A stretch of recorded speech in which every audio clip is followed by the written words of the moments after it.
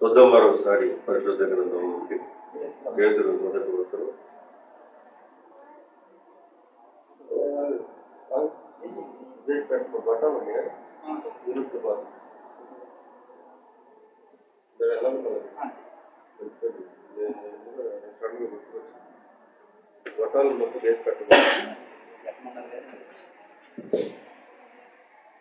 చూద్దాం మరొకసారి పరిశుద్ధ గ్రంథాన్ని ధ్యానం చేద్దాం. పేతురు మొదటి ఉత్తరం 3వ అధ్యాయము 19వ వచనం. దేవుని దీర్ఘశాంతము ఇంకా కనిపెట్టుచున్నప్పుడు పూర్వము నోవహు దినములో ఓడ సిద్ధపరచుచున్నగా అవిధేయులైన వారి అనగా చెరలో ఉన్న ఆత్మలు ఆయన ఆత్మరూపంగా వారికి ప్రకటించదు. ఆ ఓడలో కొందరు అనగా 8 మంది నీటి ద్వారా రక్షణ పొంది దానికి సాదృశ్యమైన ఈ బాప్తిసము మిమ్ములను రక్షించదు. ప్రభునందు ప్రియమైన దేవుని బిడ్డలారా, మనం చదువుకున్న వచ్చిన భాగంలో ఇది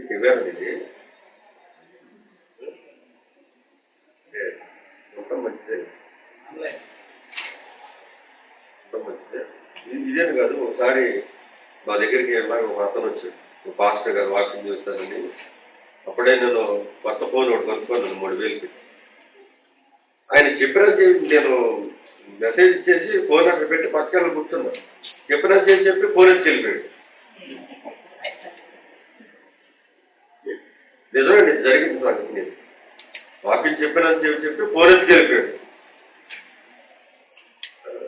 ఇలా ఉంటాం మంచిదే, మంచి పని అయితే మళ్ళీ ఆడియోనే వీడియో మాత్రం సరే మంచిది. మీరేంటి ఇది కూర్చున్నారు, భోజనాలు కూర్చున్నట్టు? పర్లేదు కూర్చోండి, నడుము పని చేయకపోతే ఎవరైనా చేస్తారు. అమ్మగారు ఫోన్ చేశారు, విశ్వాసులు కూడికయ్యా రావాలని అంటే మరి వస్తాను అన్నాను.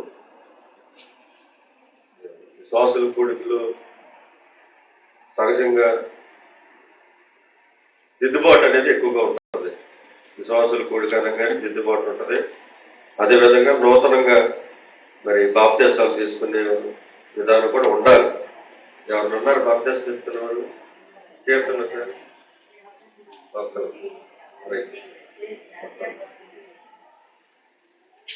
దేవుడికి స్తోత్రం కలిగింది కదా. కంపెనీ చెప్తున్నారు అల్లే. కారణం ఏంటంటే కొంతమంది ఉంటారు చీటికి మాటికి పద్దాక అల్లు అని చెప్పి చెప్తారు. చిరాకు పుట్టేస్తుంది అసలు. ఒక రకంగా చెప్పాలంటే సబ్జెక్టు తక్కువ, అల్లు లేవు. టైం మొత్తాన్ని మనం ఒకసారి కూడుకుంటే కనుక గ్యారెంటీగా అందులో ఆ గంట మెసేజ్లో దాదాపుగా 1/2 గంట అల్లులోనే ఉంటుంది. అంటే మనం కూడితే చిరాకు పుట్టించేస్తారు కొంతమంది. నాకు నచ్చదు. అలాగని చెప్పకుండా ఉండకూడదండో, కానీ చెప్పాలి. హల్లెలూయా అనే పదం అనాలి ఖచ్చితంగా. మీకు అందరికి ఇష్టమైన అల్లే అంటారు.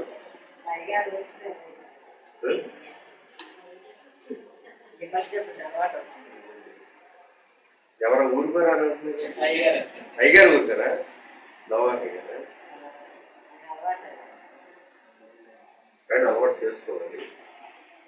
ఎందుకో చెప్పనా? హల్లెలూయా అనే ఒక్క మాట అనకపోతే పరలోక రాజ్యానికి వెళ్ళదు. కొంచెం జలకిచ్చినట్టుంది కదా మీకు. కొంచెం మీద ఫుల్ అసలు హల్లెలూయా అనే ఒక్క మాట అనకపోతే పరలోక రాజ్యానికి వెళ్ళదు.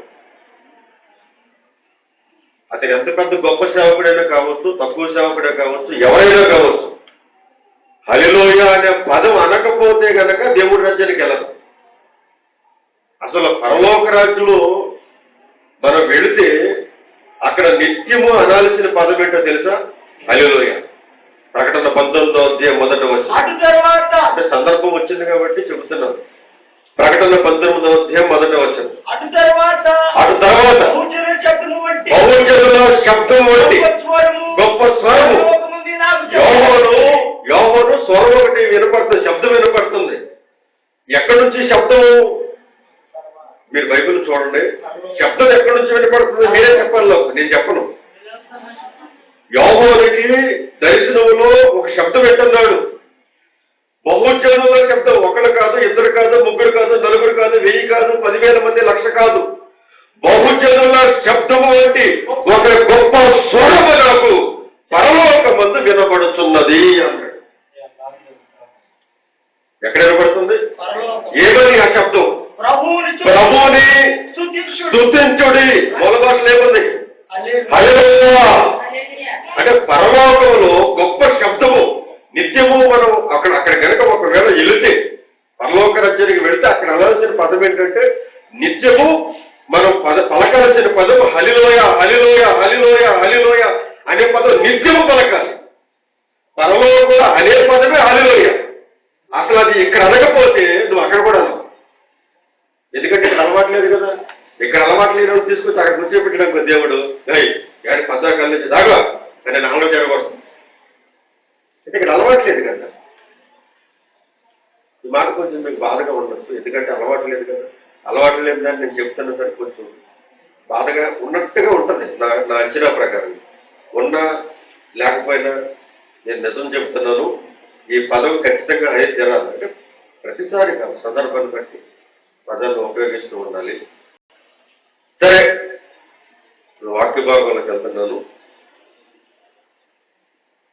నోవహు దినములలో ఆత్మరూపగా పరిశుద్ధాత్మ దేవుడు ఆ దినములలో అప్పటి ప్రజలలో ఆత్మరూపగా సంచరించి అందరూ మారుమనసు పొందాలని చెప్పేసి ఆత్మరూపిగా నోవహులో ఆయన ఉండి 120 సంవత్సరాలు ప్రకటన చేసినట్లుగా మనందరికీ తెలిసిన విషయం. 120 సంవత్సరాల నోవహు ప్రకటన చేశాడు, జలప్రళయం రాబోతుంది, అందరూ మారుమనసు పొందాలి అని చెప్పేసి, బాప్తిసం తీసుకోవాలి అని చెప్పేసి నోవహు 120 ఏళ్ళు ఆయన మనుషుల్లో మార్పు కోసం ఆయన ప్రకటన చేశాడు. కానీ ఎవరు వినలేదు. అయితే 8 మంది నీటి మూలంగా రక్షించబడ్డారు. దానికి సాదృశ్యమైన ఈ బాప్తిసము ఇప్పుడు మిమ్ములను రక్షించును. అంటే బాప్తిసం అని అంటే మనల్ని రక్షిస్తుంది అని బైబిల్లో మనం చూస్తున్నాం. ఎలా రక్షిస్తుంది? అది శరీర మాలిన్యము తీసివేయడం కాదు, కానీ యేసుక్రీస్తు మూలంగా పునరుద్ధానము మనకి కలగజేయును. అది రక్షణ. శరీర మాలిన్యము తీసివేయడం బాప్తిసం. శరీర మాలిన్యము తీసివేయడానికి సబ్బులోనే మనకి ఎవరికి నచ్చిన సబ్బాలు పెట్టుకుంటాం కదా శరీర మాలిన్యం పోవడానికి. ఒకడు సంతూర్ అని, ఒకడు రెక్సన్ అని, ఒకడు లెక్స్ అని, ఎవరికి నచ్చిందో వాళ్ళు పెట్టుకుంటారు. దేనికి? అవి శరీర మాలిన్యం తీసివేయడానికి. కానీ బాప్తిసము శరీర మాలిన్యం తీసివేయటకు కాదు, కానీ అది పునరుద్ధానము కలగజేయటకు మనకి ముఖ్యమైన రక్షణ కలగజేస్తుంది ఈ బాప్తిసం అని దేవుడు ఇక్కడ మనకి పేతురు పత్రికలో రాయిస్తూ ఉన్నాడు. కానీ బాప్తిసం అనే దాన్ని నెగ్లెక్ట్ చేయకూడదు. బాప్తిసం అనేది ఖచ్చితంగా పొందుకోవాలి. ఎందుకంటే మనకి పునరుద్ధానంలో చేరాలంటే, పరలోక రాజ్యానికి వారసులు కావాలంటే, రక్షణ మనకి కలగాలంటే ఖచ్చితంగా బాప్తిసం పొందాలి. బాప్తిసం పొందాలి అంటే ఇప్పుడు పొందడానికి ఏం చేయాలి? అసలు మనం బాప్తిసం పొందడానికి ఏం చేయాలి?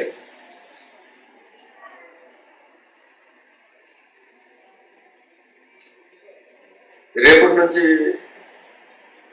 జనవరిలో అనుకుంటున్నాం అమ్మఒడి రోజు ఒకటి ఉంది. అమ్మఒడికి పెట్టుకోండి అంటే అప్పుడు ఏం చేస్తాం మనం? తల్లులందరూ కూడా చక్క ఆ ఆధార్ కార్డు, ఆ బ్యాంక్ అకౌంట్ ముందే పెట్టుకుంటారు రెడీగా. ఆ బ్యాంక్ అకౌంట్ రెడీగా పెట్టుకొని అయ్యి వెళ్ళిపోద్ది బడి దగ్గరికి. ఎందుకంటే అమ్మఒడి కావాలి కదా. అమ్మఒడి కోసం ఆ బ్యాంక్ ముఖ్యంగా కావాల్సింది అమ్మ బ్యాంక్ అకౌంట్ కావాలి. దానికోసం అది పెట్టుకోవడానికి అది కావాలంటే ఇప్పుడు మనకి బాప్తిసం పొందుకోవడానికి ఇప్పుడు ఏం చేయాలి? అసలు మనం ఏం చేస్తే బాప్తిసానికి ఏం చేయాలి అసలు మనం? అంటే సహజంగా మరి అందరూ తెలిసిన విషయం ఏంటంటే బాప్తిసం పొందాలంటే ప్రార్థనలో కూర్చోవాలి. ఇది మనకు తెలిసిన విషయం. నిజమే, కాదనట్లేదు. దానికంటే కూడా ముందు బాప్తిసం పొందాలి అనుకునే వాడికి ముఖ్యంగా మారుమనసు పొందాలి. బాప్తిసం కంటే ముందు పొందాల్సింది మారుమనసు పొందాలి. మొదట మారుమనసు పొందాలి, రెండవదిగా బాప్తిసం పొందాలి. నేనలా యోహోను ప్రకటన గ్రంథంలో రాసుకున్నాడు. ఆయన ప్రకటన 3వ అధ్యాయము 3వ వచనంలో మనం చూస్తున్నాం. బాప్తిసముల కంటే ముందు ఏది పొందాలో బైబిల్ గ్రంథంలో మనం చూస్తున్నాం. 3 నీవు ఎలాగో ఉపదేశం పొందుతావో, ఎలాగో వింటావో, జ్ఞాపకము చేసుకో, దానిని గైకొను, మారు మనసు పొందు. అది మొదట మారు మనసు పొందాలి. ఎలా మారు మనసు ఎలా పొందాలి అని అంటే నువ్వు ఎలాగ వింటావో, అదే కదా, నువ్వు ఎలాగ వింటావో దానిని జ్ఞాపకము చేసుకోవాలి. జ్ఞాపకము చేసుకుని దాన్ని గైకొనుచు మారు మనసు పొందాలి. మారు మనసు అంటే చాలా మంది చెప్పేది ఏంటంటే క్రీస్తు యేసునకు కలిగిన మనసు మనం కలిగి ఉండాలి అని చెబుతారు.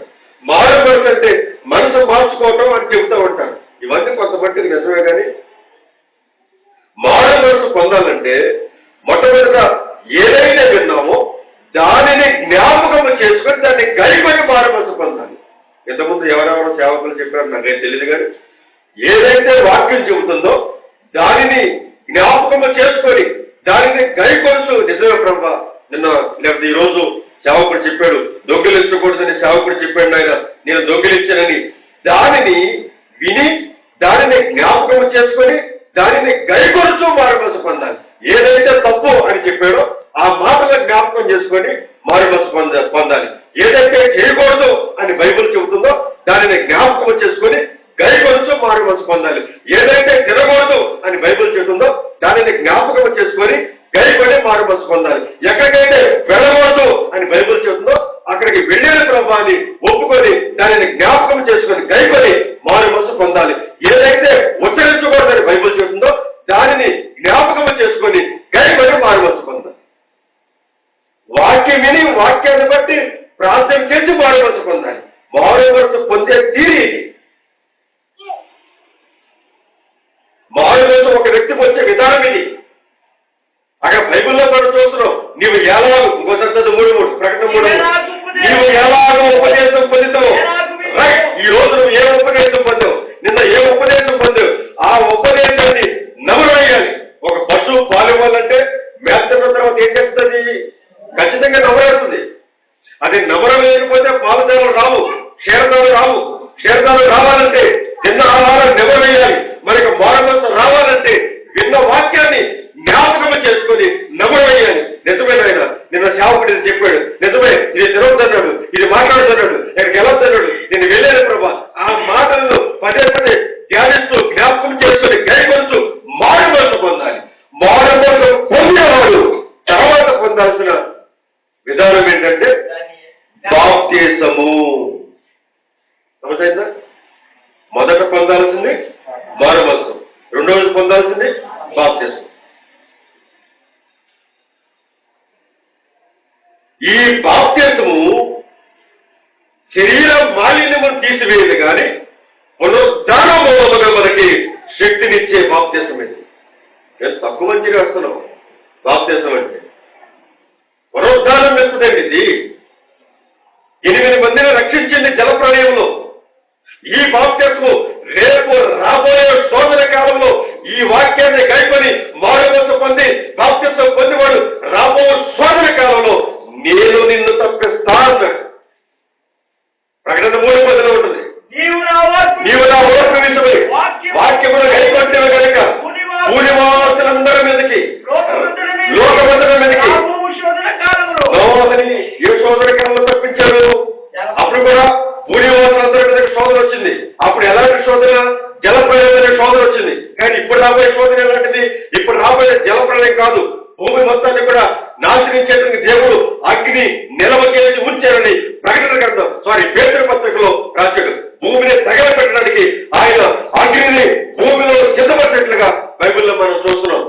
రెండవసారి ఈ భూమిని నాశనం చేయడానికి భూమి వారందరినీ కూడా తగలబెట్టేయడానికి దీనిని యావత్తగా కాల్చివేయడానికి దేవుడు అగ్నిని నిల్వ చేసి ఉంచాడు. అప్పుడు ఈ భూనివాసులందరికీ రాబో భయంకరమైన శోధన కాలంలో నేను నిన్ను తప్పిస్తా అని రాస్తుందట. ఉందా? నేను నిన్ను తప్పిస్తాను, కాపాడుతాడు. ఏం చేస్తే వాక్యమని కైకొంటే ఉందా? అక్కడ మీ బైబిల్లో ఉందా లేదా? మీరేంటన్నా అదే కొన్ని సీరియస్గా చూస్తున్నారు కదా. కొత్తగా చూసినట్టుగా నేను పక్కనే కాదు, నేను చిన్నప్పటి నుంచి వస్తాను ఉండే కండి. కాబట్టి మీరు ఎప్పుడు చూసుకోండి. చాలాసార్లు మీటింగ్లకు వచ్చాను, వర్షంలో వచ్చాం, బురదలో వచ్చాం, చాలాసార్లు నడుచుకుంటూ వెళ్ళాం. ఇప్పుడు అప్పుడు కాదు, దాదాపుగా 28 సంవత్సరాల నుండి ఇక్కడికి వస్తూ పోతూనే ఉన్నాం. 28 ఏళ్ళు అప్పటి నుంచి నడుస్తూనే ఉన్నాను. కాకపోతే నిలబడింది మాత్రం ఈరోజు. ఈ ప్రకారంగా నా వాక్యమును గైకుంటే భూనివాసులందరి మీదకి రాబో భయంకరమైన శోధన కాలంలో నేను నిన్ను తప్పిస్తా. అదే మనం చదువుకున్న ప్రకటన 3:3. ఏదైతే నువ్వు ఉపదేశం విన్నావో దాన్ని జ్ఞాపకం చేసుకొని మారుమనసు పొంది బాప్తిసం పొందాలి. బాప్తిసం పొందితే శరీరం మాలిన్యం తీసివేది కానీ పునరుద్ధాన మూలముగా మనకి రక్షణ కలగజేస్తుంది. 8 మంది రక్షించబడినట్లుగా నీ జీవితంలో, నా జీవితంలో ఈ బాప్తిసం మనల్ని రక్షింపజేసింది. బాప్తిసం తీసుకోవడానికి ఇప్పుడు కాదులే, ఇప్పుడు ఈసారి కాదులే, వచ్చే సంవత్సరం తీసుకుంటాను, వచ్చే నెలలో తీసుకుంటాను, ఈసారి ఉంటానులే. ఇప్పుడు గేదెని ఎవరు చూసుకుంటారు, లేదా మా ఆయన్ని ఎవరు చూసుకుంటారు, ఆయనకి వండి పెట్టేవాళ్ళు లేరు, ఆయనకి తీర్చిపెట్టేవాళ్ళు లేరు, ఆయన పిల్లలు స్కూల్ పంపించారు, ఇంకో చేయండి ఏదైనా సాకులు చెప్పి బాప్తిసం పొందడానికి సంవత్సరాల తరబడి నెలల తరబడి వాళ్ళు ఎదుర్కొంటూ తిరుగుతూ కారణం కనిపిస్తున్న వాళ్ళు అనేక మంది ఉన్నారు. దెబ్బతింటాం. ఎప్పుడు ఇలాగే ఉండదు ఈ శరీరం, ఎప్పుడు ఇలాగే బిగ తీసుకొని ఉంటాం. ఏదో ఒకరోజు సీన్ రివర్స్ అయిపోద్ది. అప్పుడు ఉండదు, అప్పుడప్పుడు తాండ్రా.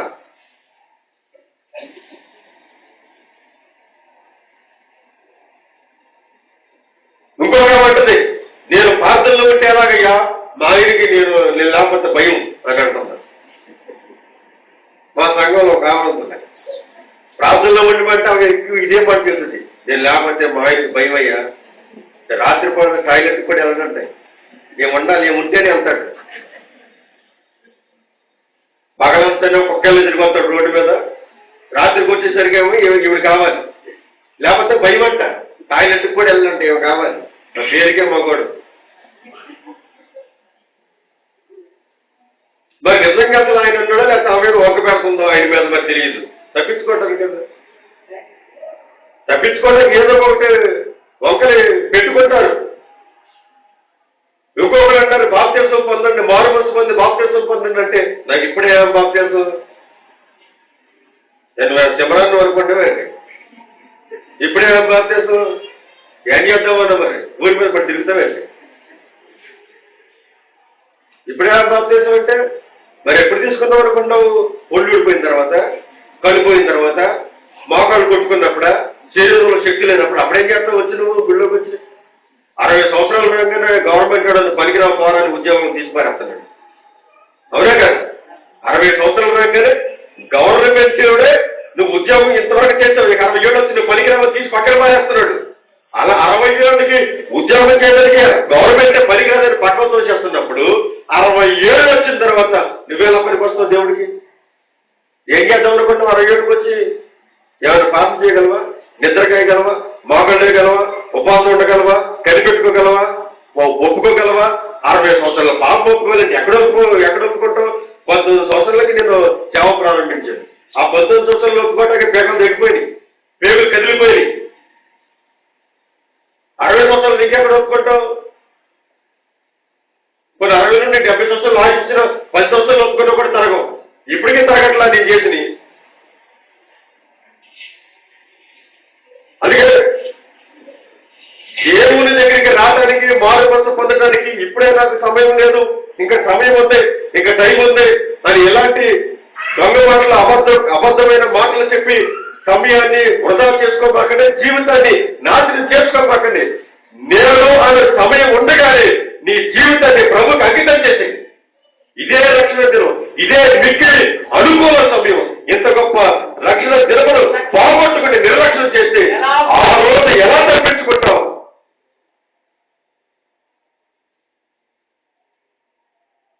మా వాళ్ళకి ఇదే చెప్తా నేను. బాప్తిస్మం తీసుకోవాలంటే ఎవరికైనా సరే ఇంకా సమయం ఉందంటే ఒప్పుకొని నేను.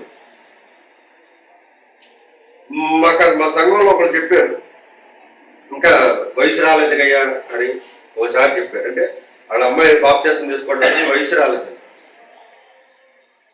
బాప్తిస్మం తీసుకోవడానికి వయసు ఏంటి అసలు నాకు అర్థం కావట్లేదు.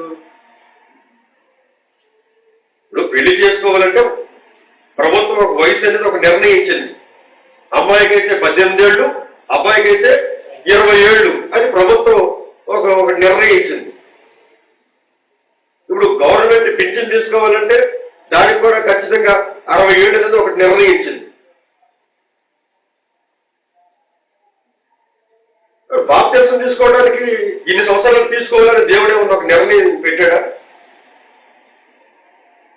వయసు పరిమితి ఎక్కడ దేవుడిని ఏర్పాటు చేశాడు ఆయన? ఈ రోజున కొంతమంది తల్లులు చెబుతున్న మాట, మా అబ్బాయికి ఇంకా టైం ఉంటుంది, ఇంకా చిన్నపిల్లడిగా ఇప్పుడే ప్రార్థనలే. అసలు పిల్లల జీవితాల్లో నొప్పులు పోసేది తల్లులు. పిల్లల జీవితాల్లో నొప్పులు పోసేది తల్లులేనండి. అప్పుడే వయసు, అప్పుడే వయసు రాలేదా? అసలు వాడికి తెలియదేంటి, ఆమెకు తెలియదేంటి? వ్యవహారం తెలియదా, మాటలు తెలియదా, విధానం తెలియదా, ఊరు తెలియదా, ఒకరు తెలియదా, శిఖరం తెలియదా? ఏం తెలియదు వాళ్ళకి, అన్నీ తెలుసు. కానీ నువ్వే ఎందుకలే అని చెప్పేసి పిల్లలు నువ్వు మందిరానికి రానివ్వకుండా, మారుమనసు పొందకుండా ఇంకా వయసు రాలేదని చెబుతున్నావు. ఒక వ్యక్తి మారుమనసు పొంది బాప్తిస్మం తీసుకోవడానికి వయసు పరిమితి దేవుడు పెట్టలేదు. ఇది మొదట గుర్తుపెట్టుకోవాలి.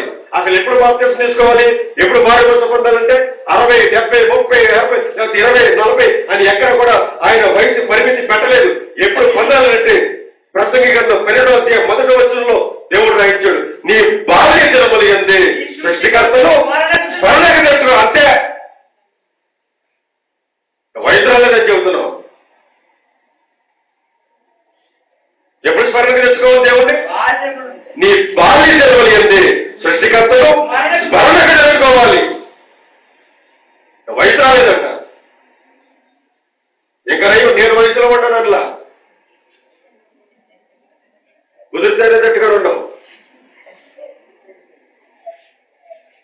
ఎప్పుడు తెలుసుకోవాలి దేవుణ్ణి? నీ బాలించడమైందే సృష్టికర్తను స్మరణకి తెచ్చుకో. ఒకవేళ బాలించడంలో సృష్టికర్తను స్మరణకి తెచ్చుకోకపోతే ఏం జరిగింది? ఆ జన్మలో ఇంటి కావాలి వారు బాలించడం సృష్టికర్తను స్మరణకి తెచ్చుకోకపోతే ఆ జన్మ వస్తుంది, ఒక జన్మ వస్తుంది. అప్పుడు ఇంటికి కావాలి వారు కొడుకుతురు. మనందరికి తెలిసిన విషయం, చాలా మంది చెప్పే ఉంటారు. ఇక్కడ అప్పుడు దాదాపు 30 సంవత్సరాల నుండి ఎంతమంది పెద్ద పెద్ద సేవకులు ఇక్కడ ప్రసంగాలు చేసి ఉంటారు. గొప్ప గొప్ప సేవకులు ఇక్కడ ప్రసంగాలు చేశారు. ఈ రోజున ఒక పొట్టోని నిలబడ్డా ఇక్కడ నేను. ఆవిడతో పోల్చుకుంటే నేను ఎందుకు పనికిరాను అసలు ఇక్కడ వాక్యం చెప్పడానికి నాకు భయంగా ఉంది. ఎందుకంటే పెద్ద పెద్ద సీనియర్లు చెప్పారు, అనుభవజ్ఞులు చెప్పారు ఇక్కడ వాక్యాలు. అలాంటి వాక్యాలు అయినటువంటి వాళ్ళు చాలా మంది లేరు. మీరందరూ కొత్తగా ఉన్నారు కాబట్టి ఈ ప్రకారంగా ఎక్కడో ఇంటి కావాలి వారు కొడుకులు వారి జన్మందు సృష్టికర్తను స్మరణకి తెచ్చుకోకపోతే వృద్ధాప్యం వచ్చిన తర్వాత ఇంటి కావాలి వారు కొడుకుదురు. ఇంటి కావాలి వారు ఎక్కడున్నారు? ఇంటిని కాపలాగా దేవుళ్ళు ఎక్కడున్నారు? ఇంటి కావాలగా చెప్పు. ఎంత పెద్ద దేహం ఉంది కదా, ఒక్కొక్కరి బాడీ జాడీలాగా ఉంటుంది. ఇంత పెద్ద బాడీ లాంటి జాడీని కాపాడడానికి ఇంటి కావాలి వారు చూశారు. కాపాడుకుంటుంది ఈ జాడీని, ఎక్కడ పగిలిద్దో. ఒక్కొక్కడు తయారయ్యేటప్పుడు కూడా చూడండి, మనిషి ఎలాగా ఉంటాడు, ఎంత తిరిగిపోతాడు.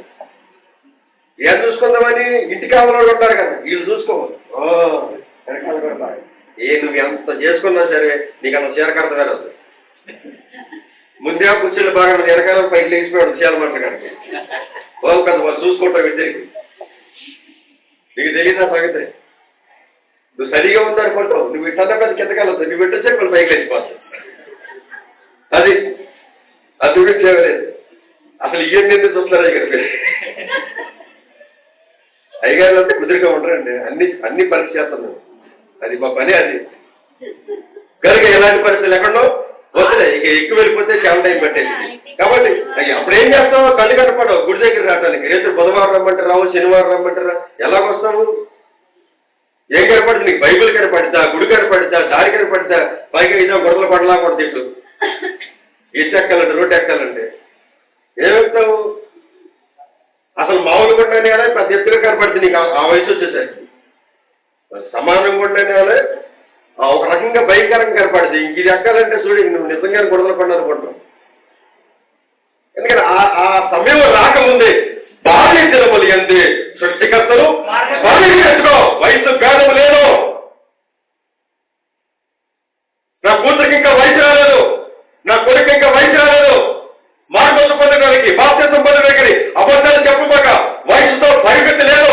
భారీ దినములంటే సృష్టికర్తను స్మరణగా చేసుకోవాలంటే. గాదు అనే గొలియాతుని చంపడానికి దావీదు బయలుదేరి వెళ్ళాడు. నదిలో నుండి రాళ్ళు సన్నని రాళ్ళు కొన్ని ఏరుకొని తన ఒడిశల్లో పెట్టుకొని ఈసిరి ఆ పాటిని గొలియాతుని, గాదు అనే గొలియాతుని ఆ పాటి ఒక రాయితో కొట్టి చంపేసినట్టుగా మనందరికీ తెలిసిన విషయం. చాలాసార్లు మీరు ఏమే ఉంటారు, మీరు చదువుకుంటారు ఆ విషయాన్ని. దావీదు గొలియాతుని రాయితో పట్టి చంపేశాడు. ఫిలిస్తీన్ల పక్షముకు వచ్చాడు కదా గాదు వాడైనా గొలియాతు. ఫిలిస్తీన్లు పక్షముగా యుద్ధం చేయడానికి వచ్చాడు ఇజ్రాయేలుతో. అలాంటి సమయంలో దావీదు వర్షంలో రాయి ఒకటి పట్టుకొని ఈశ్వరి గొలియాతుని చంపేశాడు. దావీదు గొలియాతుని చంపడానికి వెళ్ళేటప్పుడు ప్రార్థనాపూర్వకంగా వెళ్ళాడు. ప్రార్థన చేసుకుని యుద్ధంలో యెహోవానే దేవా ఇజ్రాయేలు పక్షముగా నీ ఉన్నావని, అబ్రహాము దేవ, ఇస్సాకు దేవ, యాకోబు దేవ, ఇజ్రాయేలు పక్షముగా నీ ఉన్నావని, ఈ రోజు సున్నత లేని ఈ ఫిలిస్తీన్లందరూ నీవు నిజమైన దేవుడు అని వీరందరూ తెలుసుకున్నట్లుగా ఇదిగో నా పక్షముగా యుద్ధము గెలిపించమని, యుద్ధము యెహోవాదని దావీదు బయలుదేరి రాయి గొలియాతు ఒక్క దెబ్బత కింద పడేసి వారి చేతిలో ఉన్న కక్కబంధించి వారి పేగ తెగనట్లుగా బైబిల్లో మనం చూస్తున్నాం.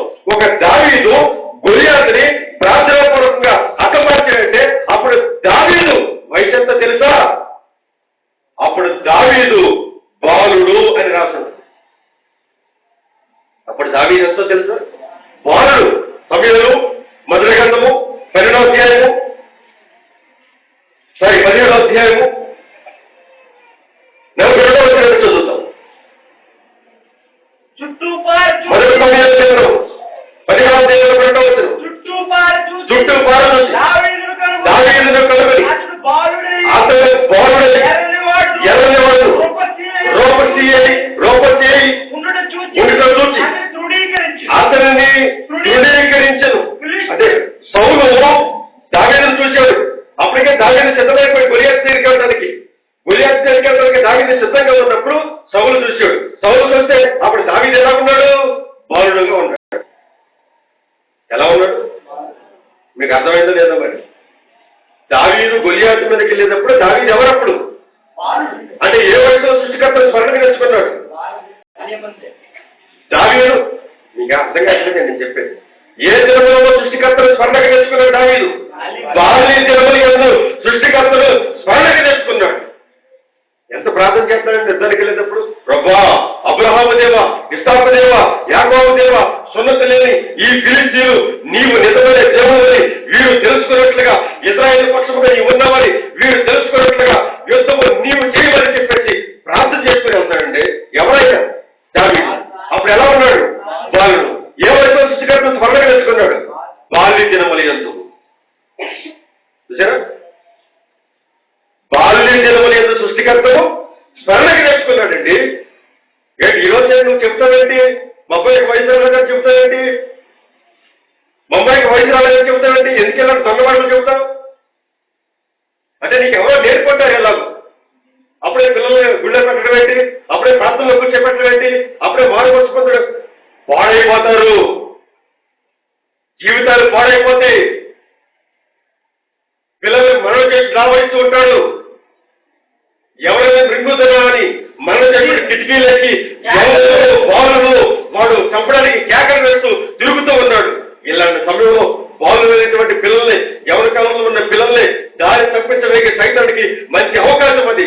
అలాంటి సమయంలోనే పిల్లల్ని ఊళ్ళో కూర్చోబెట్టాలి, బాల్యంలోనే నలగొట్టాలి, బాల్యంలోనే సృష్టికర్తలు స్మరణకి తెచ్చుకోవాలి. అలా తెచ్చుకునే పక్షంలో సైతాను వారిని చేయగల వారిని ఆవరిస్తుంటాడు అన్న సంగతి మీరు గుర్తుపెట్టుకోవాలి. అందుకే కదా తరచుగా వాడిని నీళ్ళలో ఆగిల్లో వాడిని పడేస్తూ ఉన్నప్పుడు వాడు తండ్రి వెళ్ళిపోయాడు, ఏం దగ్గరికెళ్ళాడు, ఏం దగ్గరికి అయ్యా నా కొడుకు మోగదేవి పట్టింది, వాడు తరచుగా అగ్నిలో పడిపోతాడు, తరచుగా నీళ్ళలో పడిపోతాడు అని చెప్పేసి నా కుమారుడు బ్రతికేద్దామని చెప్పేసి తండ్రి యేసు అడిగినప్పుడు ఏసయ్యా వాడితో అడిగిన మాట ఏంటి తెలుసా, ఇది వీరికి సంభవించి ఎంతకాలం అయింది అని అడిగినప్పుడు ఆ పిల్లోడు తండ్రి చెప్పిన సమాధానం ఏంటి తెలుసా, ఇది వీరిని బాల్యములోనే ఆవరించిందని చెప్పాడు. ఎప్పుడు ఆవరించింది వాడిని? బాల్యములోనే ఆవరించేసింది. మీ పిల్లల్ని చీకటి శక్తులు ఆవరించి ఉన్నాయి,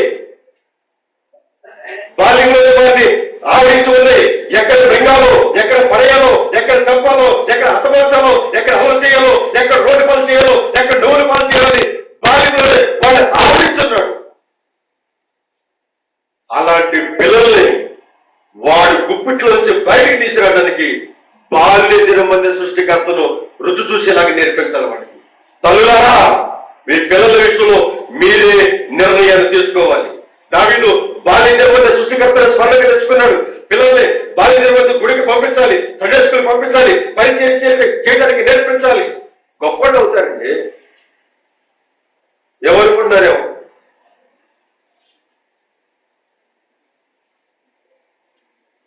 దావీదు అలాంటి గొప్ప బాల్యములోనే దేవుని సృష్టికర్తను. బాల్య దినం అంటే అప్పుడు వయసు ఎంత దావీది? బాలుడు అంటే వయసు ఎంత? బాల్యం ఎన్ని సంవత్సరాల వరకు బాల్యం ఉంటుంది? 12 ఏళ్ళ వరకు బాల్యం ఉంటుంది. 12 నుండి 13 వెంటనే యవ్వనం వచ్చేస్తుంది. అంటే మనం 12 లోపే మానవత్వం పొందేది బాల్యంలోనే. యేసు ప్రభు తన తల్లిదండ్రులతో పాటు తిరుగుతూ 12 ఏళ్ల ప్రాయం కలిగిన వాడై దేవాలయంలోనికి వెళ్ళి అతడు విరివిగా మాట్లాడుతూ దేవుని సన్నిధికి వెళుతూ ఉన్నట్టుగా బైబిల్లో మనం చూస్తున్నాం. లోకసభ 2వ అధ్యాయము 41, 42వ వచనంలో యేసు కూడా మాదిరి చూపించాడు. బాల్య దినములు అయితే సన్నిధికి వెళుతున్నట్టుగా, బాల్య దినములు అయితే దేవుని మాటలు వినడానికి, బాల్య దినములు అయితే దేవుని గురించి ప్రచారం చేయడానికి, బాల్య దినములు అయితే సృష్టికర్తలు స్మరణ తెచ్చుకున్నట్టుగా యేసు మనకి మాదిరి చూపించి వెళ్ళాడు. ఇక్కడ దావీదు మాత్రమే కాదు, అక్కడ ప్రసంగి మాత్రమే కాదు, యేసు కూడా ఒక మాదిరి మనకు చూపిస్తున్నట్టుగా బైబిల్లో మనం చూడగలుగుతాం. పడినప్పుడు ఆయన తల్లిదండ్రులు వెళ్తుంటారు. ఆయన 12 ఏళ్ళ దాని పైవచ్చును అది. అప్పుడు యేసు ప్రభు ఎలా ఉన్నాడు? వాళ్ళు జ్ఞానంతో నిండి ఉన్నాడు. ఏ జ్ఞానమా? సినిమాల జ్ఞానమా? చెలపని జ్ఞానమా? బాబుజీ జ్ఞానమా? ఏ జ్ఞానం? నీ పిల్లలకి ఏ జ్ఞానం నిండి ఉంది? అక్కడ ఏ జ్ఞానంతో నిండి ఉన్నాడు? ఏ వయసులో ఏ జ్ఞానం నేర్చుకున్నాడు? ఏ వయసులో ఎవరిని వెంబడిస్తున్నాడు? ఏ వయసులో ఎవరిని స్మరణ చేసుకుంటున్నాడు? ఏంటండి ఈ రోజున తల్లులారా, మీ పిల్లల్ని ఎలా పెంచుతున్నారు? వయసు లేదని చెబుతున్నావా? కానీ వాడిని ఆవరించి ఉన్నాడన్న సంగతి నువ్వు గుర్తుపెట్టుకోవాలి. ఈ విషయాన్ని నన్ను కూడా అలాగే ఆవరించాడు బాల్యంలో. మా నాన్నగారు చనిపోయినాక నన్ను కూడా దుష్టుడు ఆవరించాడు. సేవకెళ్ళిన 2వ సంవత్సరంలో మా నాన్న చనిపోయాడు. దాంతో తిరిగి మేము మా ఊరి వెళ్ళిపోయి వెళ్ళిపోయాం. బాల్యం ఉందే నన్ను భయంకరంగా ఆవరించి ఉన్నాడు దుష్టుడు. నా పనిలో నేను ఉండేవాడిని, అమ్మ మాట వినేవాడిని కాదు, లెక్క చేసేవాడిని కాదు. దాదాపుగా 9 సంవత్సరాలు తెన్నేరు నుండి కాటూరు ఇటుకుంటూనే నడుచుకుంటూ వెళ్ళి సేవ చేసింది. కానీ ఏ ఒక్క రోజు కూడా ఆమె నేను ఇక్కడ తీసుకురావటం కానీ, ఛార్జీకి డబ్బులు ఇవ్వటం కానీ, సైకిల్ ఎక్కించి తీసుకురావటం కానీ ఇలాంటి పనులు చేసేవాడిని కాదు. ఆమె ఇటు వచ్చేది, నేను విజయవాడ సినిమాకి వెళ్ళిపోయాను. అలాగే సినిమాలు, షికారులు, కుర్రాళ్ళతో తాగుడు, బీడీలు, సిగరెట్లు, అన్ని అలవాట్లు అన్ని వ్యసనాలకి బానిసైపోయారు. ఎందుకో తెలుసా? బాల్య జన్మలోనే నన్ను ఆవరిస్తున్నట్టు వాడు. అలాంటి సమయంలో నన్ను ఆవరించిన వాడు నన్ను విడిచి వెళ్ళిపోవడానికి ఎన్ని రాత్రులు వేడిచిందో, ఎన్ని రాత్రులు ఉపవాసం ఉందో, ఎన్ని రాత్రులు కన్నీరు కాచిందో, ఎంత నిద్ర కాచిందో అని ఆమెకు మాత్రమే తెలుసు. అలాగే ప్రార్థన చేయగా చేయగా చేయగా చేయగా నా వయసు పెరుగుతూ ఉంది, మార్పు రావట్లేదు, వ్యవసాయానికి బానిసలైపోతున్నారు, ఆవరించి ఉన్న దృష్టిలో బయటికి రావడానికి ఎంతో ప్రయత్నం చేస్తుంది. ఏంటయ్యా నువ్వు చేసేది? పెద్దవారికి ఆమె కుమారునికి న్యాయం తీరుస్తానన్నావు కదా, ఇదేనా నువ్వు తీర్చే న్యాయము? కేవలం 2వ రోజులకి భర్తను తీసుకొని తెలుగులో దిక్కులేని చేసావు. నేను సృష్టించిన వాడు నీకు భర్త ఉన్నాడు, వెదరాపక్షంగా నేను వ్యాధిపడ్డాను, వారి పిల్లలకి న్యాయం తీరుస్తాను. ఇదే నువ్వు చేసే న్యాయం? నా పిల్లలు బసాలకు వదిలేశాను నువ్వు. మా భార్యను బతుకుతున్నావు, వ్యవసాయం చేసుకుంటూ కడుగంటూ తెలియకుండా, బస్సు ఏంటో తెలియకోకుండా, ఇబ్బంది ఏంటో తెలియకుండా మా బతుకుపై బతుకుతుంటే ఎందుకు మమ్మల్ని రోడ్డు పడేస్తావు? నువ్వు పెద్దవారికి ఆ కుమారికి న్యాయం తీరుస్తానని చెప్పిన నీ మాట అబద్ధం. విసుకెత్తి దేవుని దగ్గర కన్నీరు కాల్చి ఏడుస్తున్న రోజులకి ఆ రోజు రాత్రి అంతా కూడా ప్రార్థన చేస్తుంది. మేము ఒక ఈజిప్ట్ లో ఉన్నాం, అంటే తెలియదు.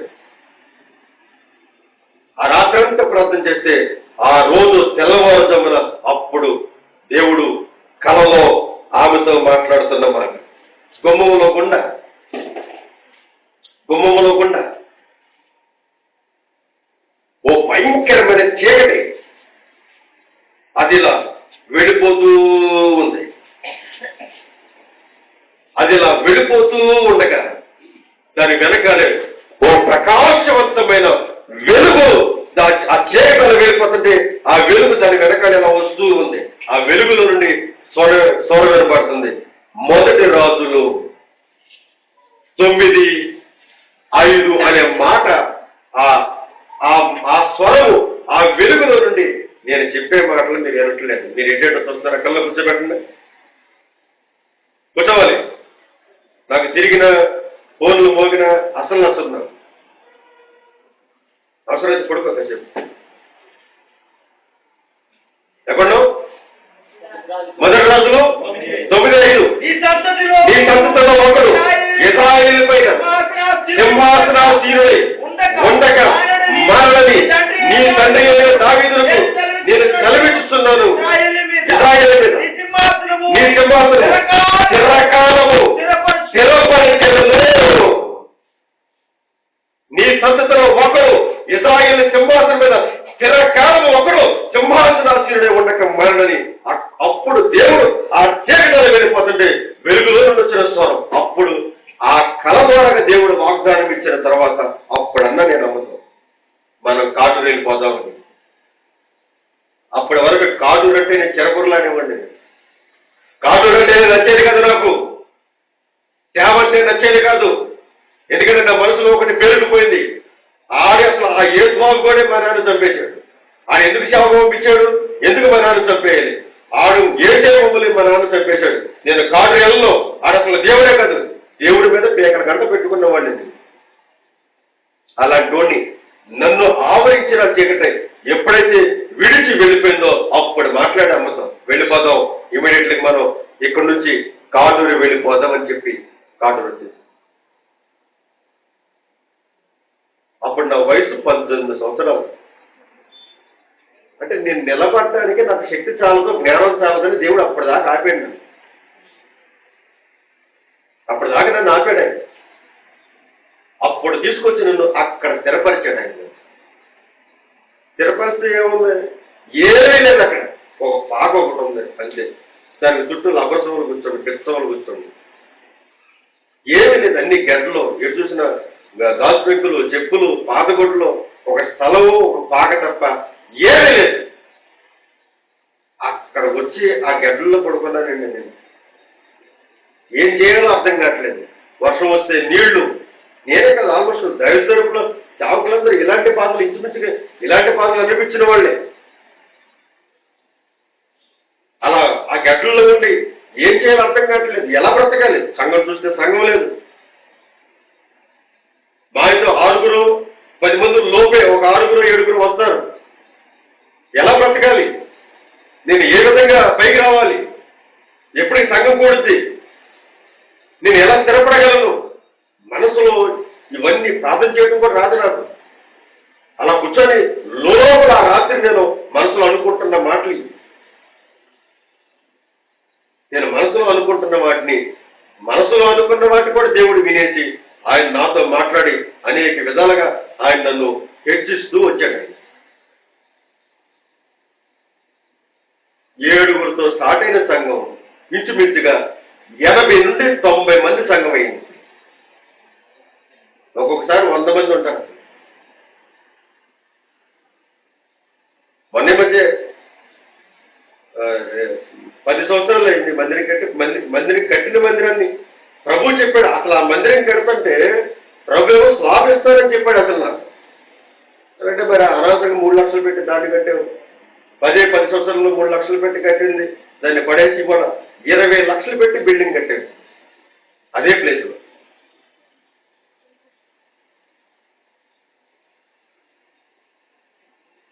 పిల్లల జీవితాలలో ఆవరించిన దానిని బయటికి రావాలి అంటే బాల్య దినమందే వాళ్ళ సృష్టికర్తను స్మరణకు తెచ్చుకునేలాగా రుచి చూపించండి.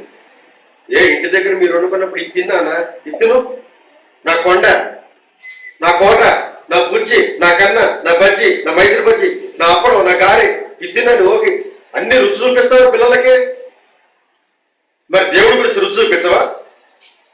సృష్టికర్త గురించి రుచి నేర్పించవా? సృష్టికర్త గురించి మాట్లాడే విధానం చేపించవా? ఆయన కసేపు మందిరం తిరిగారు, అమ్మాయి కసేపు మందిరం తిరిగి కూడా పరిచయం చేయించడం నేర్పించాలి, ప్రార్థన చేయించడం నేర్పించాలి, సండే స్కూల్ పంపించడం నేర్పించాలి, బాలింతలోనే సృష్టికర్తలు స్వర్ణంగా తెచ్చుకోవడం ఇవన్నీ నేర్పించాలి. అన్న ఎవరావిడ? అన్న అండి. వాళ్ళ అబ్బాయిని సమయాలని పరిచయం వదిలిపెట్టింది ఏలి దగ్గర. ఎక్కడ నాకు తెలిసినంత వరకు అంత గొప్ప పరిచయం నేను ఎక్కడ చూడాలి. మామూలు పరిచయం కాదు, అసలు సమయాలు చేసిన పరిచర్య ఎంత గొప్పదనుకున్నారు. మరి అప్పుడు ఆయన అనుకున్నాడు సమయాలు, ఆయనే పాలుడే, ఆయన కూడా పాలుడే. అసలు అప్పుడు యేసయ్య పాలుడే, దావీదు పాలుడే, ప్రసంగి చెప్పిన 12 ఆయన అక్కడ బాలుడి గురించి చెప్పారు. ఇక్కడ సమయాల విషయాన్ని చూస్తే ఈయన కూడా బాలుడిగానే ఉన్నాడు. అసలు బాల్యంలో ఎంత నీచమైన పరిచర్య అంటే నిజంగా ఎవరు చేయలేదు. అసలు అలా ఆత్మతండ్రి, ఎవరు ఆత్మతండ్రి? సమయాలు వాళ్ళ ఆత్మతండ్రి ఏది అన్ని బట్టల్లోనే ఆయన, అసలు అన్ని మనసులోనే ఆయన. ఆ మనసులో తీసుకుంటున్న వాడికి పరిచయం చేశాడు. నేను ఎంత గొప్ప పరిచయం. అందుకనే అతడు మనుషుల దయ్యందును దేవుని దయ్యందును వర్ధిల్లుతూ ఉండేను. దేశాన్ని పరిపాలిస్తున్న రాజులు సహితము సమయాలు అనుమతి తీసుకొని పరిపాలన చేసేవాడు. ఏ లెవెల్లో సమయాన్ని ఉన్నతమైన స్థాయికి తీసుకెళ్ళి చూడండి. కారణం ఏంటి? బాల్య మంది సృష్టికర్తలు స్మరణకు తెచ్చుకోండి. బాల్య మంది సృష్టికర్తలు స్మరణకు తెచ్చుకోవడం నేర్పించింది తల్లి. అలాంటి ఘోరమైన పరిచయం చేసాడు ఆయన. 1కి వెళ్ళాలన్నా 2కి వెళ్ళాలన్నా మొత్తం ఈయనే చూసుకోవాలి. అసలు ఆయన కళ్ళుగా గడపడం. సమయాలు మొదటి గ్రంథం 3:3 చూడండి. 3వ అధ్యాయం 3వ వచనం. సమయాలు మొదటి గ్రంథంగా 3వ అధ్యాయం 3వ వచనం. సమయాలు దేవుని మనసులో ఉన్న యెహోవా పట్టుకొని ఉండగా 2వ వచనం. 2వ వచనం.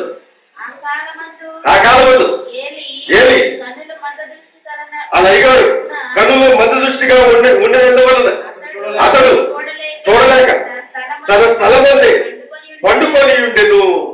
అక్కడే ఉండేవాడు. ఎక్కడ పడుకునేవాడు అక్కడే పడుకునేవాడు. ఆయన పక్కనే ఈయన పడుకునేవాడు. సమయం ఒక్కొక్కరు చూపు లేదు, మనిషి లెక్కలేడు. ఇటుకి చిన్న చిన్నగా మనిషి కాదు కదా ఏలి అంటే. ఏలి చాలా భారీ దేహం కలిగిన వాడు, భయంకరమైన స్థూలకాయం. ఆయనకి అంత భయంకరమైన స్థూలకాయం, భారీ దేహము, ఇంత పెద్ద పర్సనాలిటీ, ఇంత పెద్ద పొట్ట, దానికి తగ్గట్టు కళ్ళు లేవు, లెగలేడు, రేత్రి పూట ఆయనకి ప్యాస్కి వెళ్ళాలంటే ఈయనే తీసుకెళ్ళాలి, దొడ్లోకి వెళ్ళాలంటే ఈయనే తీసుకెళ్ళాలి. ఒక బాలుడు ఎంత పరిచయం చేశాడండి. రాజులు సైతం సమయాలు దగ్గరికి ఆయన సలహా తీసుకొని పరిపాలన చేసేవాళ్ళు. అంటే ఏ స్థాయిలో ఆయన నిలబెట్టాడు చూడండి. అందుకని ప్రసంగి చెప్పాడు, బాల్య దినములు యందే నీ సృష్టికర్తను స్మరణకు తెచ్చుకొనవలెను. వయసు పరిమితి లేదు. బాల్య దినముల సృష్టికర్తను స్మరణకు తెచ్చుకొని మారుమనసు పొందాలి. ఇది మొదటి విషయం. 2, బాప్తిసం పొందాలి. ఇది 2. ఒకటేమో మారుమనసు పొందాలి, రెండవదేమో బాప్తిసం పొందాలి.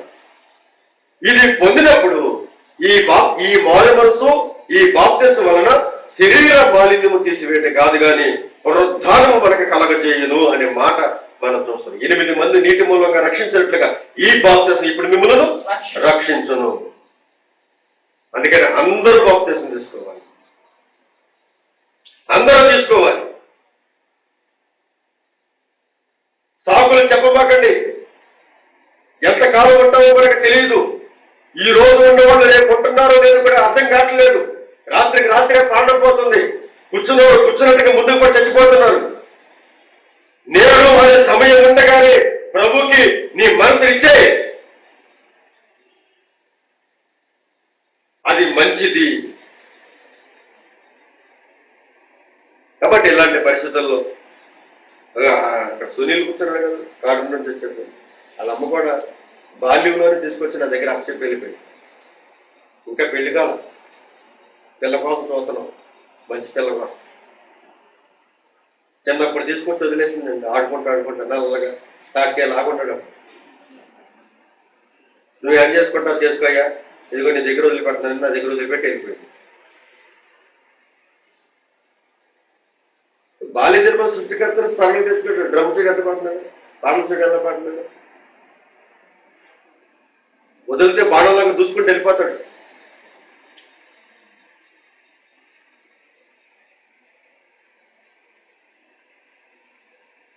పిల్లల్ని అలా తయారు చేయాలి, నేర్పాలి. అలా పిల్లలకి నేర్పు, నువ్వే సరిగ్గా గుడికి రావు కానీ అనే చేస్తావు. మా కోసం ప్రార్థన చేయండి, మా అబ్బాయి కోసం ప్రార్థన చేయండి, అమ్మగారండి అయ్యగారండి మా అమ్మాయి ఎగ్జామ్కి వెళ్తుంది ప్రార్థన చేయండి. గాడి చేయాలి. అసలు ఎందుకు చేయాలి? అసలు చేస్తామండి. మీరు ఇందన్న అనుకోండి, ఏదన్నా అనుకోండి, మా డ్యూటీ అసలు అది. అంటే నేనేదో ఊరికి జోక్గా అన్నాను కానీ మేము చేస్తాం, చేయకోకుండా ఉంటాం.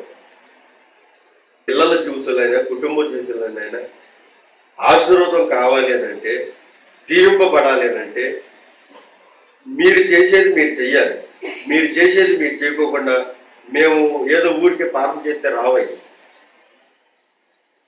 రావండి అలా రావు. చాలా మందికి సంతృప్తి కలిగించే పదం ఏంటో తెలుసా? ఆశీర్వాదం. ఏ వాదం? మీతో వాదం కాదు నాకు. ఆశీర్వాదం. ఆశీర్వాదం అనే పదం వినగానే చాలా మంది సంతోషపడిపోతారు. దేవుడు దీవించునుగా కానంటే చాలా ఉప్పొంగిపోతారు. ఈ రోజున చాలా మందికి ఆశీర్వాదం, దీవించనే పదాలే కావాలి. ఈ ఆశీర్వాదం, దీవించనే పదాలు వస్తే ఎంత సంబరపడిపోతారో, ఎంత సంతోషపడిపోతారో. చక్కని మాటలు అనుకుంటారు. నేను ఒకటే చెబుతున్నాను, కేవలము ఎవరో మిమ్మల్ని ఆశీర్వదిస్తే ఆశీర్వాదం రాదన్నాడు. రాదండి, అలా రాదు. ఇంటి దగ్గర మొబైల్లో కూర్చుంటే రైతు వచ్చి డబ్బులు ఇస్తాడండి. మరి ఎప్పుడు ఇచ్చాడా? నేను ఇంట్లో మొబైల్లో కూర్చుంటాను, నువ్వు గోరికెళ్ళ వచ్చి డబ్బులు ఇవ్వు.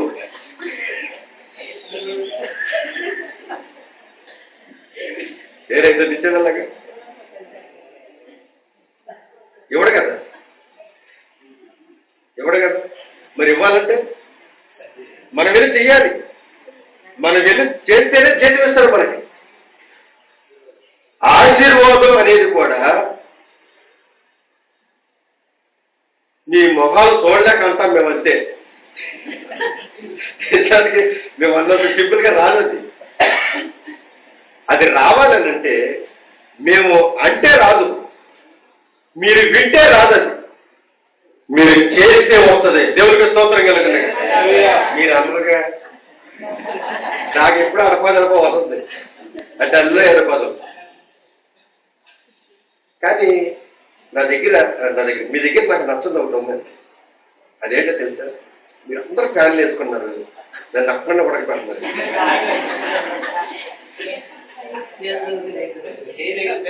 వద్దులే లేదు పడదు, అసలు 2 చేతులు ఉంటున్నాను.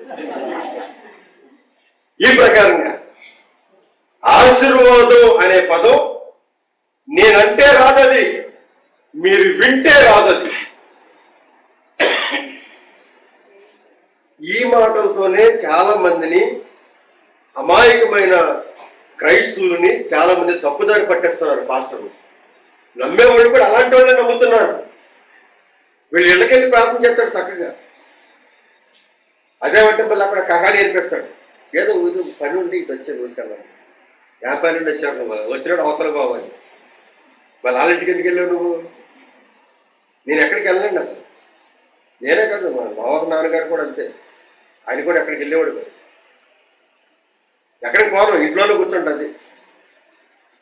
తిరుగునోడికి తిప్పలో, కూర్చున్నోడికి గొప్పలో అంతే. తిరుగునోడికి తిప్పలండి, కూర్చున్నాడు గొప్పలో. తిరిగితే ఏమవుతుంది అంటే మా ఇళ్ళ దగ్గర కొంతమంది ఇలాగ పాస్టర్లు తిరుగుతూ ఉంటారు. తిరిగే వాళ్ళు ఇలా చెబుతూ ఉంటారు విశ్వాసులు తిరిగి, ఊరికమ్మా అటు పని నుండి వచ్చాను, ఎక్కడికో వచ్చాం కదా అని చిన్న ప్రార్థన చేసి వెళ్దామని. నిన్న ఎవరు రమ్మన్నాడు అసలు? చిన్న ప్రార్థన నువ్వు చేయబోతే ఇక్కడ చేసేవాళ్ళు లేరంటే అక్కడికి వెళ్ళి ముందు ఒక రౌండ్ స్కాన్ చేసేస్తాడు మొత్తం. ఇంట్లో ఉన్నాయి, గీత పరిస్థితి ఎలాగుంది, దూడ పరిస్థితి ఎలాగుంది, ఇంట్లో పిల్లల పరిస్థితి ఎలాగుంది, ఆమె పరిస్థితి ఎలాగుంది, ఒక రౌండ్ చిటికలో స్కానింగ్ చేసేస్తాడు రోబోలాగా. మొత్తం స్కాన్ చేసి పారేసి ఇక చేస్తాడు ప్రార్థన. ప్రభా వీళ్ళ గీతను దీవించిన ఆయన, ఇది మరి తక్కువ ఇస్తుంది అనుకుంటా పాలు, ఎక్కువగా ఇచ్చేట్లు దీవించిన ఆయన అని ప్రార్థన చేస్తాడు.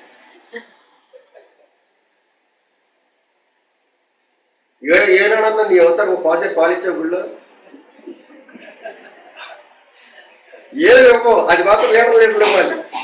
నీకేమో లీటర్లు ఇవ్వాలి, నువ్వు ఒక పావు చేరుకొని గుళ్ళేమో ఎక్కడే చేస్తుంది ఏంటండి? న్యాయం ఉండాలి అసలు. అంటే నాకు చెన్నైరాయ్ గారు ఎట్లా అంటాడని నన్ను ఆడిపోసుకుంటారు. అక్కడ నన్ను ఆడిపోసుకుంటారండి వాళ్ళందరూ, పాస్టర్లందరూ. ఆ కళ్ళన్నీ నా మీద కలిపోతాయి, కళ్ళు పేలిపోయి నేనే దొరికాను ఒకటి వెళ్ళగలరు, అర్థం కాదు. అంతమంది ఉంటారు, వాళ్ళందరూ టార్గెట్ చేయరు, నేను ఒక్కడే. మరి అదే అంటాం. ఈ ప్రకారంగా ఆశీర్వాదం కుటుంబానికి కావాలి, పిల్లల జీవితంలో ఆశీర్వాదం కావాలి, భార్య జీవితంలో ఆశీర్వాదం కావాలి, భర్త జీవితంలో ఆశీర్వాదం కావాలి, పశువులు ఆశీర్వదించబడాలి, అలాగే భూఫలములు ఆశీర్వదించబడాలి, అన్నింటిలో చేతి పరంగా కూడా ఆశీర్వదించబడాలి. ఆశీర్వాదం కావాలి, అవసరం మనకి.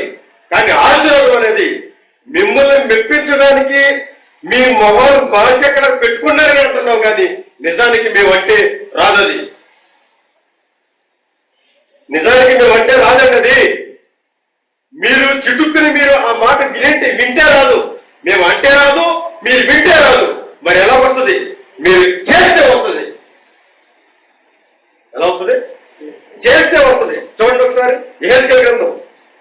యెహెజ్కేలు అంటే వస్తుందో వింటే వస్తుందో. ఇప్పుడు మీరు ఆ విషయాన్ని చూడాలి.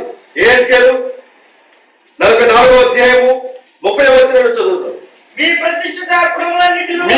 ప్రతిష్ఠిత అర్పణములు అన్నిటిలోనూ తొలుచూలు వాటన్నిటిలోనూ మొదటివి, ప్రతిఫలములన్నిటిలోనూ మొదటివి యాజకుల వలన మీ కుటుంబం ఆశీర్వాదం వస్తుందంటే చూసారా?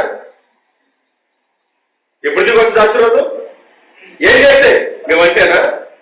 మరి మీరు వింటేనా? మీరు మాట్లాడాలి, ఎదురు స్పందించి మాట్లాడాలి నాతో. ఏంటి ఎంతదాకా బాగా ఉన్నారు, ఇక్కడికి వచ్చాక మాట్లాడతలేదు. అననీయ చెప్పారు, వాళ్ళు పట్టుకున్నది మిమ్మల్ని పట్టుకుంది అనుకుంటా. ఎక్కడికి వచ్చేసరికి కుమారులా అంటున్నా. ఆశీర్వాదం ఎలా వస్తుంది? ఇప్పుడు చదవండి ఒకసారి క్లియర్ గా.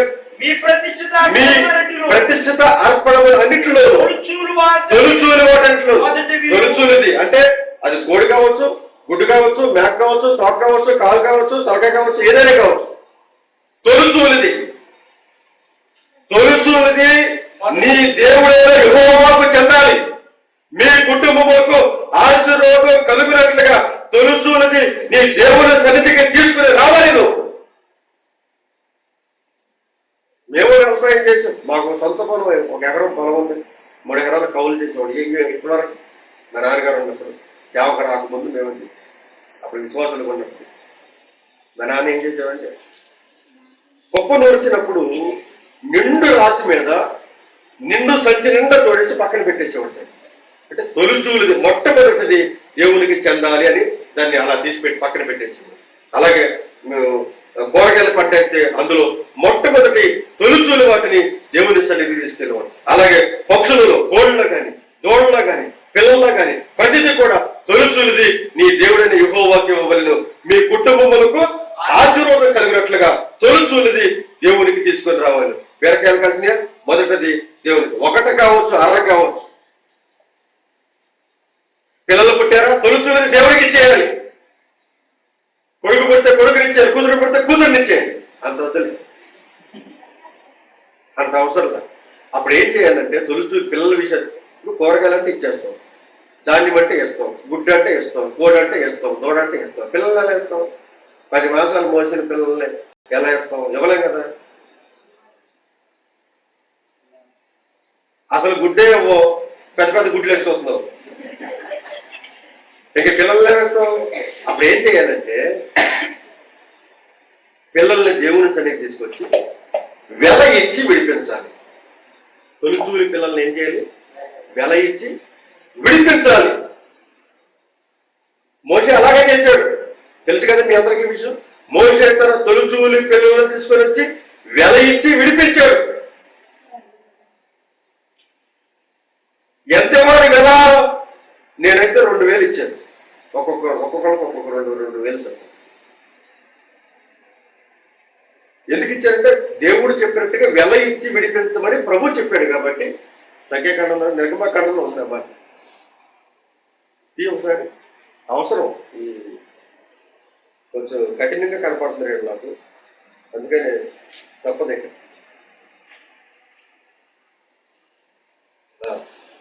11వ అధ్యాయం నిర్గమకాండము. నిర్గమకాండం 11వ అధ్యాయము 15వ వచనం. పరలోకములో పోనివ్వకుండా తన మనసులో కఠినపరచుకొనగా యెహోవా మనుషులలో తొలి సంతానమేమి, జంతువులు తొలి సంతానమేమి, ఐగుప్తు దేశం తొలి సంతానమేమి సంహరించను. ఆ హేతువు చేత నేను మగడైన ప్రతి తొలిచూలిని తొలిచూలి పిల్లలు యెహోవాకు బలిగా అర్పించదు. అయితే నా కుమారులు ప్రతి తొలిచూలి సంతానమును వెల ఇచ్చి విడిపించదును. వెల ఇచ్చి విడిపించాలి. అంటే దీన్ని మన శ్రీహర్ష బాప్టిస్టులు ఉంటారు కదా, వాళ్ళు ఏం చేస్తారంటే వేలం పాట. మీరు వినే ఉంటారు ఈ మాట, విన్నారు ఎక్కడ? వేలం పాట. పిల్లలు వేలం పాట ఇవ్వడం. అభిషిక్తులైన సేవకుల దగ్గరికి వచ్చి వాళ్ళ చేతుల్లో పెట్టి వెల ఇచ్చి విడిపించాలి తొలిచూలి పిల్లలు. అలా విడిపించడం వల్ల వాళ్ళ మీద మరణజ్యేష్ఠుడు దాటి పెడతాడు. ఎందుకంటే ఐగుప్తులో ఉన్న ప్రతి తొలిచూలు మగ పిల్లల్ని మరణజ్యేష్ఠుడు చంపేశాడు కదా. మన పిల్లల్ని మరణజ్యేష్ఠుడు దాటి విడినట్లుగా తొలిచూలి పిల్లల్ని వెల ఇచ్చి విడిపించవలెను. ఇది కింద మనం ఏడ్కింద మనం చదువుకున్నాం. తొలిచూలి నీ దేవుడైన యెహోవాది. దేనికి ఇవ్వాలి? కుటుంబము ఆశీర్వాదం కలిగినట్లుగా తొలిచూలి నీ దేవుడైన యెహోవా సన్నిధికి తీసుకురావాలి. అది పిల్లల్లో కావచ్చు, పక్షుల్లో కావచ్చు, జంతువుల్లో కావచ్చు, ధాన్యములో కావచ్చు, ఆకుకూరలో కావచ్చు, కూరగాయల్లో కావచ్చు, ప్రతిదీ తొలిచూలి నీ దేవుడైన యెహోవాకి చెందవాలి. అప్పుడు కుటుంబానికి ఆశీర్వాదం కలిగింది. ఏది అదే కదా. సారేపతి దగ్గరికి వచ్చినప్పుడు, గదవరం దగ్గరికి వచ్చినప్పుడు అప్పము చేసుకొని తీసుకురమ్మని చెప్పినప్పుడు అవన్నీ అయ్యా కొంచెం ఉంది, పిండి కొంచెం ఉంది, నూనె కొంచెం ఉంది, మేము సావకు ముందే నా బిడ్డకి చేసుకొని చచ్చిపోతాం అని చెప్పేసి అన్నప్పుడు పెద్ద మాటలు మాట్లాడతారు. పెద్ద మొహందానే మొదటిది అప్పము చేసి నా ఎప్పుడు తీసుకొని రా మొదటిది అప్పము తీసుకొచ్చి ఏలియా చేతిలో పెట్టినప్పుడు అది మొదలుకొని క్షామకాలము తీరిపోయేంత వరకు కూడా తొట్టులో పిండి తరిగిపోలేదు, బుడ్డిలో నూనె తక్కువ కాలేదు. అయిందా? ఏం చేసినప్పుడు అభివృద్ధి కలిగింది ఇంట్లో? ఏం చేసినప్పుడు దీవెన కలిగింది? మొదటిది దేవునికి ఇచ్చినప్పుడు అప్పుడు వచ్చింది దీవెన. అలా కాకోకుండా ఆయన నోటి మాటతో అనేది వెళ్ళిపోతే వచ్చేది కాదు ఆ పిండి. నోటి మాటతో ఆయన ఏది అనేదిపోతే వచ్చేదా ఆ పిండి దాంట్లోకి? ఆయన నోటి మాటతో అనేదిపోతే గుడ్లోకి నూనె వచ్చేదా? ఎన్ని సంవత్సరాలు? 3.5 సంవత్సరాలు. 3.5 సంవత్సరాలు తొట్టులో పిండి తరిగిపోలేదు, బుడ్డిలో నూనె తక్కువ కాలేదు. ఎందుకు? మొదటిది దేవునికి ఇచ్చింది కాబట్టి. అదే మనకి యెహెజ్కేలు గ్రంథంలో ఇందాక మనం చదువుకున్నాం. చదువు ఇప్పుడు యెహెజ్కేలు గ్రంథంలోకి వచ్చాయి. తొలుచూలు వాటిలో మొదటిది తొలుచూలు వాటిలో మొదటిది ప్రథమ ఫలములన్నిటిలో మొదటిది యాజకులు మీ కుటుంబంలో అది ఆశీర్వాదం కలగటానికి ఏం చేయాలి? నేను అనాలా, మీరు వినాలా? ఈ రెండు కాదు. ఏం చేయాలి? అసలు ఎందుకని ఇలా టైట్గా ఉన్నారు మీరు? కొంచెం ఓవర్ అయిందా ప్రసంగం? నేను 9:10 ఎక్కాను, 10:10 అయింది గంట. వారంలో 1 రోజే 2 రోజులే ఖాళీగా ఉంటాయి. ఇవన్నీ ఇలాగే ఉంటుంది నాకు. అది కూడా ఈ రోజే ఖాళీగా ఉంది. అసలు మన నుంచి అన్ని వరుసనే చుట్టుకోవటాలు.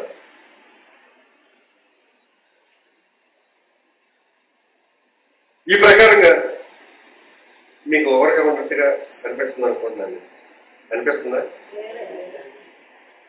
నిజంగా సంతోషంగా ఉందా? సంతోషంగా ఉంటే 2 చేతులు అయితే దేవునికి స్తోత్రం చెప్పాకండి.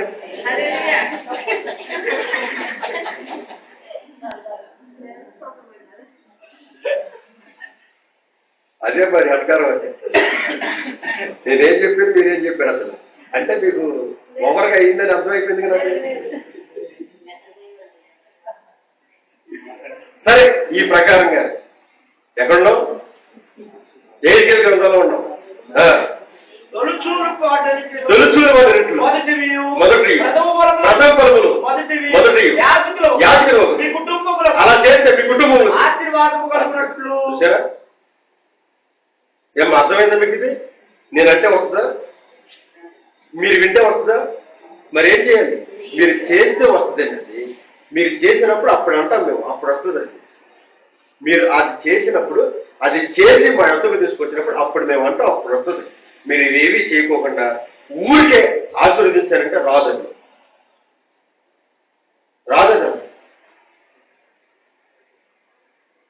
అలా రాదండి. మీరు చేస్తే అప్పుడు మేము అంటాం, అప్పుడు వస్తుందండి. ఇంకేముంది అక్కడ? ముందుగా పిసికిన పిండి ముద్ద యాజకునికి ఇవ్వలేదు. ఏంటది? ముందుగా పిసికిన పిండి ముద్ద. మొట్టమొదటి ముద్దని యాజకునికి తీసుకొని రావాలి. మీరు రాక్ చేత పిసికిని రోజు తీసుకొని జాగ్రత్తగా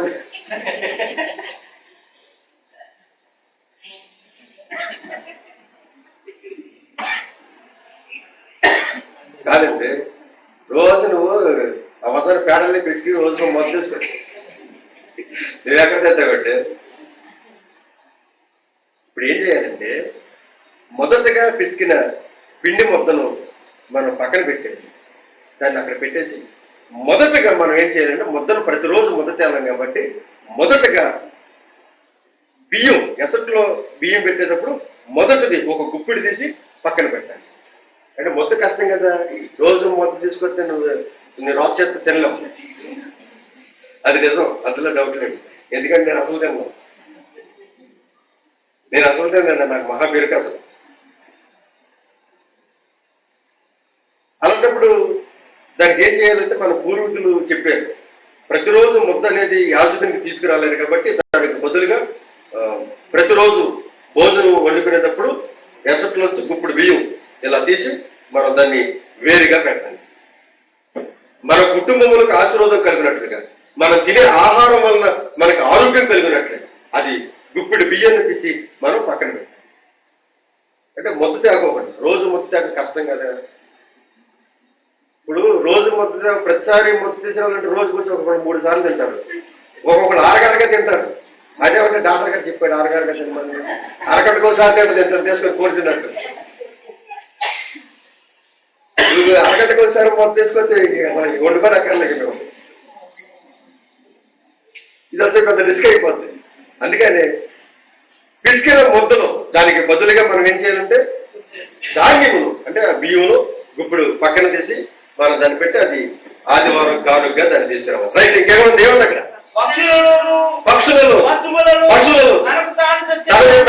చచ్చిన దాన్ని తీర్చబడిన దాన్ని యాజకులు భుజింపకూడదు. తీసుకొచ్చేటప్పుడు ఇది ఒకటి ఆలోచించాలి. అది బలహీనమైనది కానీ, గుడ్డిది కానీ, లేకపోతే ముచ్చుది కానీ, మూలది కానీ తీసుకురావాలి. అది ఎలా ఉండాలంటే బలంగా ఉండాలి. కొంతమంది కోడి తీసుకొస్తారు, అది పెట్టిన పిల్లలు ఏదైతే పునుగుపడి ఉందో దాన్ని తీసుకొస్తారు. అంటే నాకు మనసు వస్తుంది. అంటే కయ్యోని బ్యాచ్, ఏబేలు కయ్యోలు ఉన్నారు కదా. ఏబేలేమో గొర్రెలు కాపరి, కయ్యోనేమో వ్యవసాయదారు. ఏబేలు ఏం చేశాడు, మందలలో బాగుగా బలిసిన వాటిని, క్రొవ్విన వాటిని యెహోవాకు బలి ఇచ్చాడు. అలా కాకుండా పక్కయ్యే రోగం వచ్చి గుడ్డిదాన్ని ఇచ్చాడా? అలా లేదు బైబిల్లో. బలిచిన వాటిని, క్రొవ్విన వాటిని తీసుకుని వెళ్ళాడు. కానీ కయ్యోలు ఏం చేశాడు, ధాన్యంలో లాస్ట్లో తాను తప్ప తీసుకెళ్ళించాడు. అందువల్ల దేవుడు కయ్యోను అర్పణను ఆయన అంగీకరించలేదు, ఏబేలు అర్పణను ఆయన అంగీకరించదని బైబిల్లో మనం చూస్తాం. వాడు తెచ్చేటప్పుడు ఆశీర్వాదం కావాలంటే ఇది కూడా చూసుకోవాలి. అది పుష్టికరంగా ఉండాలి, బలము కలిగిందా ఉండాలి. అప్పుడు మన కుటుంబములకు ఆశీర్వాదం కలుగును. అర్థమైంది మీకు? కుటుంబానికి ఆశీర్వాదం కలగాలంటే ఏం చేయాలి? ఇప్పుడు ప్రథమ ఫలములో మొదటిది, తొలుచూలు వాటిలో మొదటిది, పిండి పిసికిన దాంట్లో మొదటిది, ఇలాగూ దేవుడికి తొలుచూలు సంతానంలో మొదటిది, ఇలాగూ యెహోవాకి ఇచ్చినప్పుడు మీ కుటుంబములకు ఆశీర్వాదం కలుగునుగాక అని బైబిల్లో మనం చూస్తాం. ఇలా ఇవ్వకపోతే, ఇలా చేయకపోతే పరలోక రాజ్యంలో మనకు అసలు స్థానమే ఉండదు. ఇక్కడ మనం ఇచ్చేదాన్ని బట్టే ఉంటుంది అక్కడ మనకి స్థానం. చాలా మందికి తెలియదు. ఇక్కడ మనం చేసుకునే దాన్ని బట్టి, ఇక్కడ మనం ఇచ్చేదాన్ని బట్టి అక్కడ మనకి ఉన్నతమైన స్థానం కల్పిస్తాడు దేవుడు. ఇప్పుడు అక్కడ దాకా ఎందుకు? ఒక కుర్రోడు వచ్చాడు వేసేది. మీకు ఇబ్బంది ఉంటే చెప్పండి.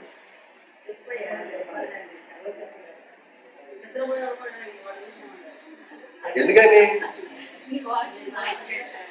నాకు ఎక్కడికి వెళ్ళి ఏం మార్పులేదు, నాకు ఆ సంగతి తెలుసు. కానీ